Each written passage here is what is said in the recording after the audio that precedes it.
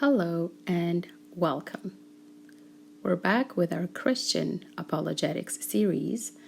This is episode number 16, and if you are new with this channel or you have never heard of this series, it is where we explore why God is real and why Christianity is true according to Christians. So today, we're diving into a fascinating topic, the Messiah in the Bible. Let's start connecting the dots and see why this is such a big deal.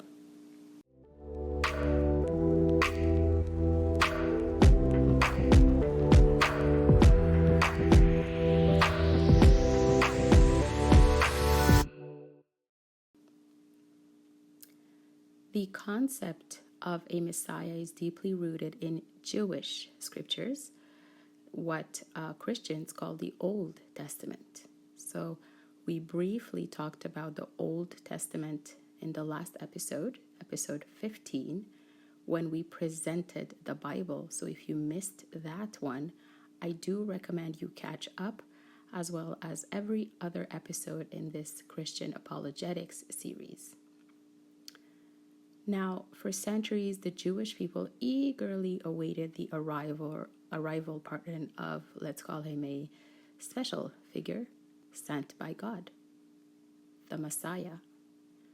This person would deliver them, restore their nation, and establish God's kingdom on earth. Wait, but what does Messiah mean? Well, it originates from the Hebrew word Mashiach. I hope I'm pronouncing that correctly. Correct me in the comment section for the ones that are Hebrew fluent, which means anointed one or chosen one. Now, if you are staring at your screen, puzzled, asking yourself, rescue from what, deliver them from what, and why they needed restoration to begin with, this is a whole story, a very important story, and worry not, as we will keep connecting the dots. But let's stick to the Messiah figure for today. So why did the Jewish believers, expect this Messiah? Well, it all stems from prophecies found in their sacred texts. These prophecies describe specific characteristics and roles of the Messiah. You will find in verses like Isaiah 7:14, which foretold a virgin birth, and even Micah 5:2, which pinpointed Bethlehem as the Messiah's birthplace, that became key expectations for the Jewish community. Now, you might already have noticed then that it would kind of mean that Christians and Jews share some understanding of the scriptures, or that they share a portion of the sacred texts, right? Bingo, that's correct. We will talk about that more in later episode, but for now, let's go back to that prophecy. What is a prophecy, though? It's important to understand because it will matter in the future.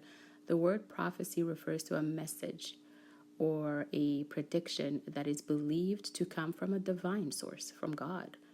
And prophecies are special because they're about things that have yet to happen, or they're told by someone who could not have known about them just from his, mere human nature. In the Bible, prophecies could cover a wide range of topics, including future events, moral guidance, warnings, promises of blessings, promises of judgment, and declarations about the destiny of individuals and even nation and the rest of the world. It's very deep stuff. So in the Bible, in the Old Testament, there are over 300 prophecies in there that describe the Messiah's coming, for example, and each provide a piece of the puzzle. And so the verses of the scriptures created a vivid picture of who this promised deliverer would be. A king from the line of David, allegedly, a suffering servant, a victorious ruler, for example, all in one. Now, here's where it gets interesting then.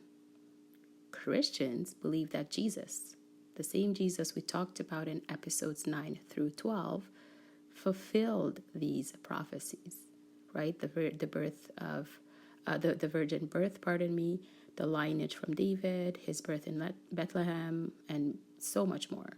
So much more that we will dedicate an entire episode later on about the fulfilled prophecies about the Messiah, aka Jesus, according to Christians.